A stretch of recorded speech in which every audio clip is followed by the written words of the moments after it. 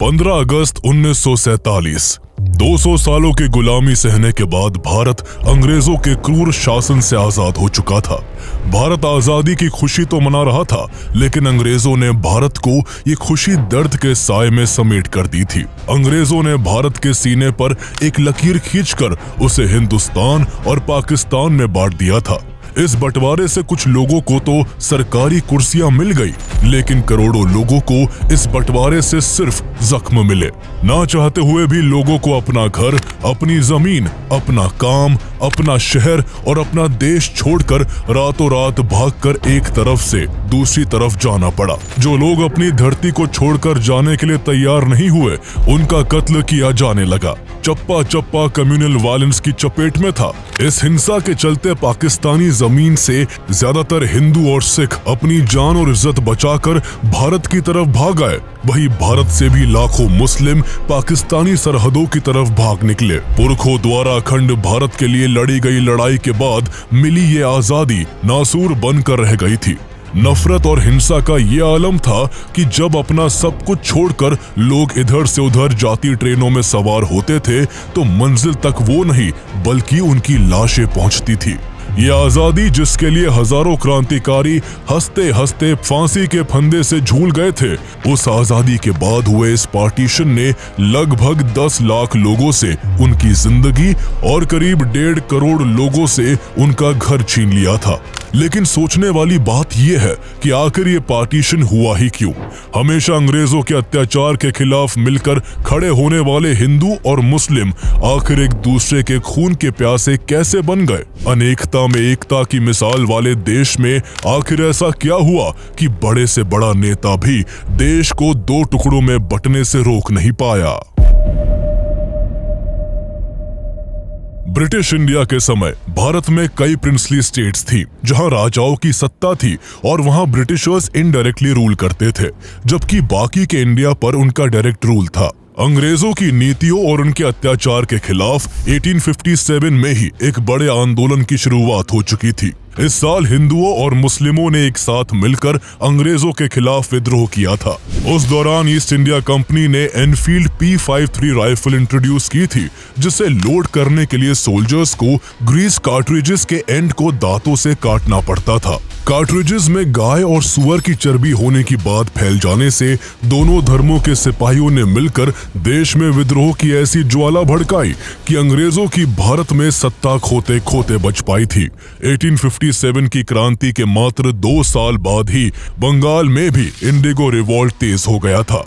इस तरह साल और फिर दशक बदलते गए और धीरे धीरे पूरे देश में अंग्रेजों के खिलाफ एक माहौल बनने लगा। जो भी आंदोलन होते थे उनमें हिंदू और मुस्लिम समेत हर कम्युनिटी के लोग एक ही सुर में ब्रिटिश गवर्नमेंट का विरोध करते। ये वो समय था जब लोगों में रिलीजन से ज्यादा नेशनलिज्म की भावना थी।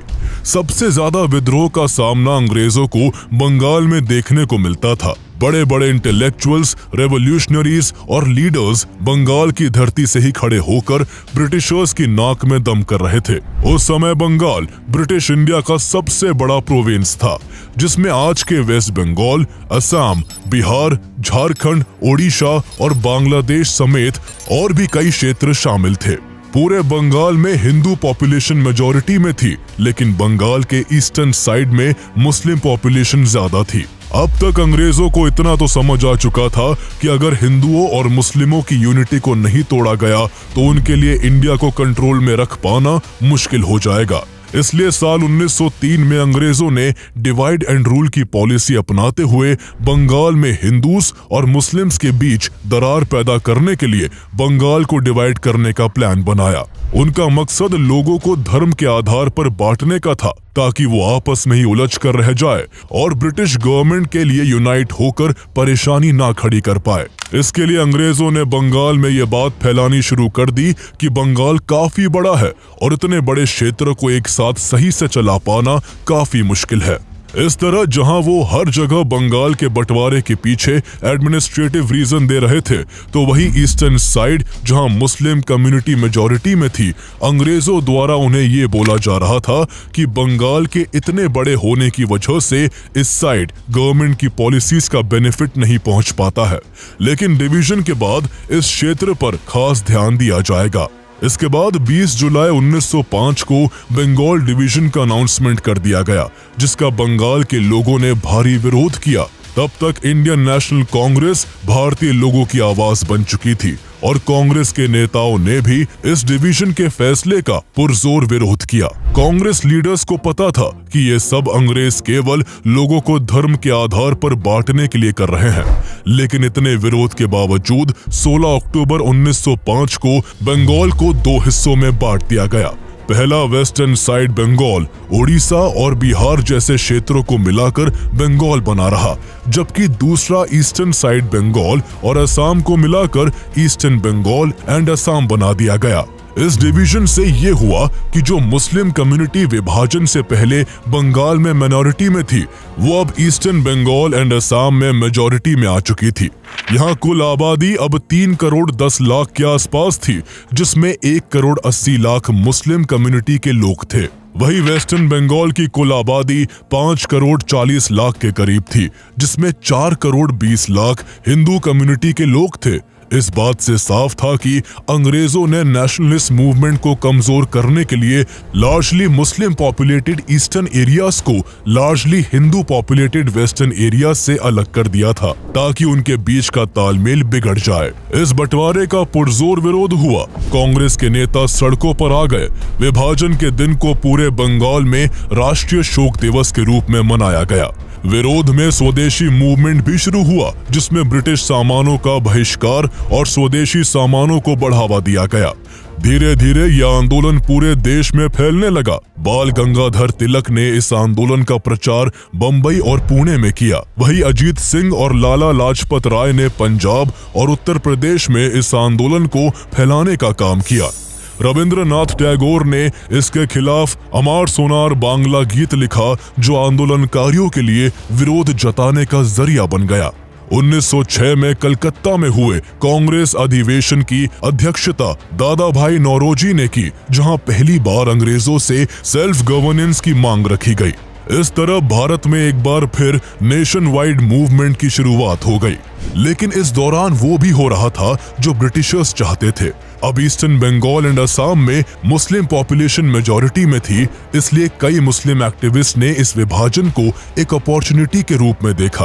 वो जिस तरह पहले कांग्रेस के साथ मिलकर अंग्रेजों का विरोध करते थे, इस बार उन्होंने ऐसा नहीं किया, बल्कि इसके ऑपोजिट कई मुस्लिम नेताओं ने अंग्रेजों का सपोर्ट करते हुए पार्टीशन के खिलाफ जारी मूवमेंट का विरोध किया। वो इस पार्टीशन से खुश थे, क्योंकि अब उन्हें लगता था कि ईस्ट बंगाल की वजह से उन्हें ज्यादा पॉलिटिकल और सोशल कंट्रोल मिलेगा। इस दौरान उनके अंदर एक और बात बिठाई गई कि कांग्रेस तो केवल हिंदुओं की पार्टी है, वो तो केवल हिंदुओं का पक्ष रखती है। ऐसे में ईस्ट बंगाल के मुस्लिम एक्टिविस्ट को लगने लगा था कि देश अगर आजाद हो भी गया तो सत्ता कांग्रेस संभालेगी और फिर हिंदुओं का ही राज होगा। इन विचारों ने उन्हें मुस्लिमों के रिप्रेजेंटेटिव के तौर पर एक सेपरेट मुस्लिम पार्टी बनाने के लिए प्रेरित कर दिया, जो मुस्लिम कम्युनिटी की आवाज को ब्रिटिश गवर्नमेंट के आगे रख सके। कांग्रेस भी ये सब भांप चुकी थी कि अंग्रेजों ने भेदभाव के गहरे बीज देश में बो दिए हैं, जिससे आंदोलन की दिशा भटक सकती है। इसलिए कांग्रेस के दिग्गज नेताओं ने बार बार साफ किया कि कांग्रेस पूरे देश की पार्टी है और कांग्रेस का सपना एक यूनाइटेड सेक्युलर इंडिया का है, जिसकी छतरी के नीचे हर मजहब के लोग मिलकर रहेंगे। कांग्रेस में जो मुस्लिम नेता थे, उन्होंने भी सबसे यही बात कही, लेकिन अब देर हो चुकी थी। अंग्रेजों का प्लान काम कर गया था और एक ही सुर में बोलने वाले नेताओं के बीच अब दरार पड़ चुकी थी। कुछ मुस्लिम नेताओं ने कांग्रेस के बराबर में मुस्लिम कम्युनिटी के रिप्रेजेंटेशन के नाम पर एक इंडिपेंडेंट ऑर्गेनाइजेशन बनाने का फैसला किया। इसके गठन के लिए सितंबर 1906 में लखनऊ में एक बैठक आयोजित की गई, जिसमें भारत के कई मुस्लिम प्रतिनिधियों ने भाग लिया। इस बैठक में पॉलिटिकल पार्टी के फॉर्मेशन पर विचार किया गया। इस दौरान सबसे बड़ा role all India Mohammedan educational conference AIMEC का था, जिसे सर सैयद अहमद खान ने 1886 में मुसलमानों को एजुकेशन देने के लिए बनाया था। इस ऑर्गेनाइजेशन को पॉलिटिक्स से दूर रखा गया था, लेकिन 30 दिसंबर 1906 को जब AIMEC का 20th सेशन ढाका में आयोजित किया गया, जिसमें लगभग 3000 डेलीगेट्स ने भाग लिया था, तो उन्होंने मिलकर AIMEC से पॉलिटिक्स पर लगा बैन हटा दिया। इसके बाद all India Muslim league AIML का फॉर्मेशन हुआ। इस नाम का सजेशन नवाब ख्वाजा सर सलीमुल्लाह बहादुर ने दिया था। इस तरह ऑल इंडिया मुस्लिम लीग का गठन हुआ, जिसके फाउंडर्स ख्वाजा सलीमुल्लाह, विकारुल मुल्क, सैयद अमीर अली, सैयद नबीउल्लाह, खान बहादुर गुलाम और मुस्तफा चौधरी थे। लीग के पहले ऑनरी प्रेसिडेंट सर सुल्तान मोहम्मद शाह बने। ऑल इंडिया मुस्लिम लीग अपने फॉर्मेशन के बाद कई पहलुओं पर काम करने में लगी हुई थी। एक तरफ उसके लीडर्स देश भर के मुसलमानों का समर्थन कांग्रेस से मुस्लिम लीग की तरफ शिफ्ट करने की कोशिश में लगे थे, तो दूसरी ओर ब्रिटिश गवर्नमेंट की गुड बुक्स में रहने के लिए मुस्लिम लीग के लीडर्स ब्रिटिशर्स के प्रति खूब वफादारी दिखा रहे थे। इसका असर ये हो रहा था कि लीग द्वारा जब भी मुस्लिम कम्युनिटी के हितों और अधिकारों के लिए कोई मांग उठाई जाती तो अंग्रेज उस पर खास ध्यान देते थे। ऐसे में 1908 में मुस्लिम लीग ने अमृतसर में एक अधिवेशन आयोजित किया, जिसमें मुस्लिमों के लिए सेपरेट इलेक्टोरेट की मांग उठाई गई। इसके बाद ब्रिटिश गवर्नमेंट सुधार के नाम पर 1909 में मॉर्ली मिंटो रिफॉर्म्स लेकर आती है, जिसमें सेपरेट इलेक्टोरेट्स का सिस्टम लागू कर दिया गया। इसके तहत सिर्फ मुस्लिम लोग ही मुस्लिम कैंडिडेट्स के लिए वोट कर सकते थे। ये सब साफ तौर पर हिंदू और मुस्लिम कम्युनिटी के बीच की खाई को और भी गहरा करने के लिए किया गया था। यही से देश में कम्युनलिज्म बढ़ता चला गया और भारत में पहली बार रिलीजन के नाम पर पोलराइजेशन की शुरुआत हो गई। कांग्रेस ने मॉर्ली मिंटो रिफॉर्म्स का पुरजोर विरोध किया, लेकिन कुछ नहीं हो सका। मुस्लिम लीग ने सेपरेट इलेक्टोरेट हासिल करके न केवल कांग्रेस को एक डिप्लोमेटिक और आइडियोलॉजिकल हार दी, बल्कि इससे लीग ने भारतीय मुस्लिमों का भी भरपूर समर्थन हासिल किया। अब मुस्लिम कम्युनिटी की एक बड़ी तादाद को लगने लगा था कि मुस्लिम लीग ही उनके लिए ज्यादा बेनिफिशियल है। अंग्रेज भारत को हिंदू और मुस्लिम में बांटकर बहुत खुश थे और उन्हें अनुमान था कि अब देश की राजनीति किस दिशा की तरफ मुड़ चुकी है। इसका एक सबूत सेपरेट इलेक्टोरेट को लागू करने के बाद उस समय के वायसरॉय लॉर्ड मिंटो द्वारा अपने दोस्त को लिखे लेटर में देखने को मिलता है, जिसमें उन्होंने लिखा था कि हम सेपरेट इलेक्टोरेट बनाकर भारत में ऐसा घातक विष बो रहे हैं जिसकी फसल बहुत कड़वी होगी। साल 1911 में अंग्रेजों ने ईस्टर्न बंगाल और वेस्टर्न बंगाल को फिर से एक कर दिया, लेकिन बंगाल का बंटवारा करके उन्हें जो चाहिए था वो उन्हें मिल चुका था। लगातार हिंदू और मुस्लिम नेताओं के बीच बढ़ती इस खाई को पाटने के लिए एक मुस्लिम कांग्रेस लीडर मोहम्मद अली जिन्ना आगे आते हैं।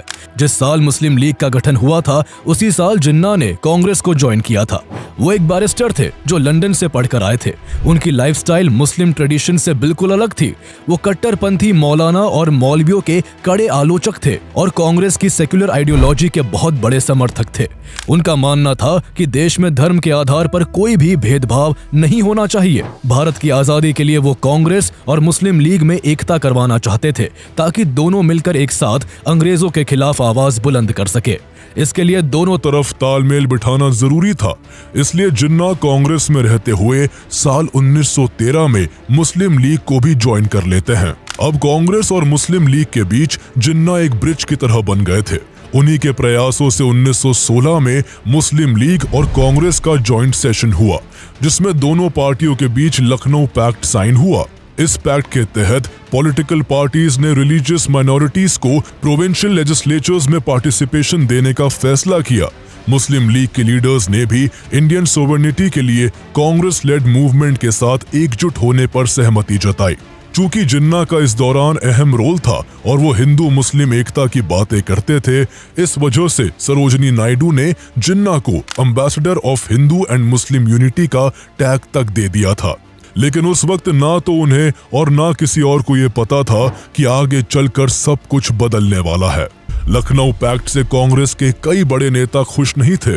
उन्हें यह लगा कि कांग्रेस ने कहीं ना कहीं इस पैक्ट के चलते अपने सेक्युलर प्रिंसिपल से कॉम्प्रोमाइज किया है। यह वो समय था जब कांग्रेस मुस्लिम लीग से कहीं ना कहीं बैकफुट पर जा रही थी। इसी दौरान गांधी जी साउथ अफ्रीका से लौटकर कांग्रेस ज्वाइन कर लेते हैं। उन्होंने जब नॉन वायलेंस के मेथड से 1917 में बिहार में चंपारण सत्याग्रह किया तो लाखों लोगों के लिए वो आजादी की उम्मीद बन गए।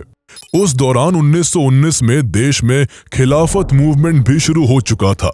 इसे इंडियन मुस्लिम्स ने एलाइड पावर्स की उन नीतियों के विरोध में शुरू किया था जो वर्ल्ड वॉर 1 में ओटोमन एम्पायर की हार के बाद उस पर लागू की गई थी।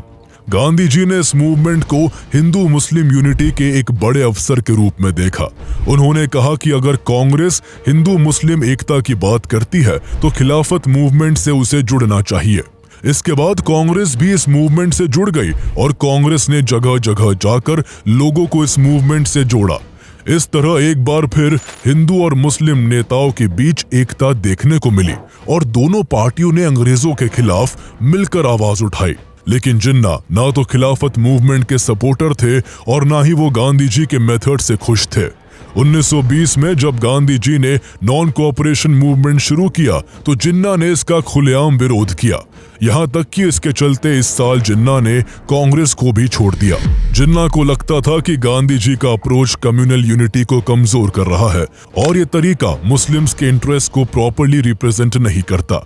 इसके बाद जिन्ना ने मुस्लिम लीग के प्रेसिडेंट के तौर पर काम करना जारी रखा, लेकिन वो तब भी हिंदू मुस्लिम यूनिटी को लेकर ही आगे बढ़ रहे थे। हालांकि 1922 में खिलाफत आंदोलन के खत्म होने के बाद पॉलिटिकल सिनेरियो फिर से बदल गया। कांग्रेस और मुस्लिम लीग के बीच फिर से खटास आ चुकी थी। इस बीच जहां मुस्लिमों के लिए मुस्लिम लीग एक ताकत बनकर उभर रही थी और कांग्रेस सेक्युलरिज्म की राह पकड़े हुए थी, ऐसे में देश में हिंदू महासभा और आरएसएस जैसे हिंदू नेशनलिस्ट ग्रुप्स भी मजबूती से हिंदुओं के अधिकारों की मांग उठा रहे थे। इस तरह देश में एक बार फिर से कम्युनलिज्म तेजी से बढ़ने लगा था। अब बात देश से ज्यादा अपने अपने धर्म के लोगों की सुरक्षा और अधिकारों की होने लगी थी। ये कम्युनलिज्म देश में तेजी से फैल रहा था। हिंदू मुस्लिम कम्युनिटीज के बीच म्यूचुअल ट्रस्ट अपने लोएस्ट पॉइंट पर पहुंच चुका था, जिसका बड़ा असर ये हुआ कि देश के कई शहरों में दंगे भड़क उठे। माहौल ऐसा बन चुका था कि सिर्फ आम लोगों का ही स्टैंस रिलीजन के बेसिस पर शिफ्ट नहीं हुआ था, बल्कि अब कांग्रेस के बड़े बड़े नेता भी कम्युनलिज्म की राह पकड़ चुके थे। 1921 में जहां कांग्रेस पार्टी में 11% मुस्लिम डेलीगेट्स थे, वो 1923 तक घटकर 4% से भी कम रह गए। इस तरह कांग्रेस के बहुत से मुस्लिम नेताओं ने मुस्लिम लीग ज्वाइन कर ली, जो कांग्रेस के हर फैसले में टांग अड़ाने लगे। साल 1928 में जब ब्रिटिशर्स ने साइमन कमीशन को बिना इंडियन लीडर्स से डिस्कस किए थोप दिया था, तब इसके जवाब में कांग्रेस के दिग्गज नेता मोतीलाल नेहरू ने नेहरू रिपोर्ट जारी की, जिसमें dominion status, federation of British India and Indian states और जॉइंट इलेक्टोरेट्स जैसे कई इंपॉर्टेंट पॉइंट्स थे। लेकिन इस रिपोर्ट से मुस्लिम लीग आग बबूला हो गई और इस प्रपोजल का जमकर विरोध किया। उन्हें सबसे ज्यादा परेशानी जॉइंट इलेक्टोरेट सिस्टम के सुझाव से थी। उन्हें डर था कि इस तरह मुस्लिम मेजॉरिटी प्रोविंसेस में उनकी पॉलिटिकल पावर कमजोर हो सकती है। इस बार मोहम्मद अली जिन्ना भी कांग्रेस के इस फैसले के विरोध में खुलकर खड़े थे। इसको लेकर मार्च 1929 में मुस्लिम लीग का दिल्ली में सेशन हुआ, जिसमें मोहम्मद अली जिन्ना ने मुस्लिम व्यू पॉइंट्स को लेकर 14 पॉइंट्स तैयार किए। इनमें कई डिमांड्स थी, जैसे कि सभी लेजिस्लेचर्स और इलेक्टेड बॉडीज में मुस्लिम्स की एडिक्वेट रिप्रेजेंटेशन हो, किसी भी मुस्लिम मेजॉरिटी प्रोविंस को माइनॉरिटी में ना बदला जाए और गवर्नमेंट सर्विसेज और सेल्फ गवर्निंग बॉडीज में मुस्लिम्स की उचित भागीदारी हो। इसके अलावा एक मांग ये भी थी कि सेंट्रल और स्टेट कैबिनेट्स में 1/3 मुस्लिम मेंबर्स हो और किसी भी लेजिस्लेचर में कोई बिल तभी पास हो जब 3/4 माइनॉरिटी कम्युनिटी उसे अपने हितों के खिलाफ ना माने। जिन्ना के ये डिमांड जिन्नास 14 पॉइंट्स के नाम से फेमस हुए, जो आगे चलकर मुस्लिम लीग के फ्यूचर एजेंडास की नींव बने। जिन्ना को उम्मीद थी कि कांग्रेस उनके इन सभी पॉइंट्स को तवज्जो देगी, लेकिन कांग्रेस ने उनके अमेंडमेंट्स को स्वीकार नहीं किया। इससे नाराज होकर जिन्ना ने आगे कोई भागीदारी करने से इनकार कर दिया और ये ऐलान भी किया कि अब वो इंडियन नेशनल कांग्रेस से कोई संबंध नहीं रखेंगे। उनका पॉलिटिक्स से अब मन ऊब चुका था, इसलिए 1930 में वो पॉलिटिक्स से किनारा करके लंदन चले गए। जिन्ना के बाद मुस्लिम लीग के प्रेसिडेंट अल्लामा इकबाल बने, जिन्होंने कभी सारे जहां से अच्छा हिंदुस्तान हमारा जैसा देशभक्ति गीत लिखा था। लेकिन वही अल्लामा इकबाल पहले ऐसे मुस्लिम लीग के नेता बने जिन्होंने 29 दिसंबर 1930 को पहली बार अपने भाषण के जरिए भारत में एक अलग मुस्लिम राज्य की मांग की। उन्होंने अपने भाषण में कहा कि पंजाब, नॉर्थ वेस्ट फ्रंटियर प्रोविंस, सिंध और बलूचिस्तान को मर्ज करके एक सिंगल मुस्लिम स्टेट बना देना चाहिए। उनके इस बयान के बाद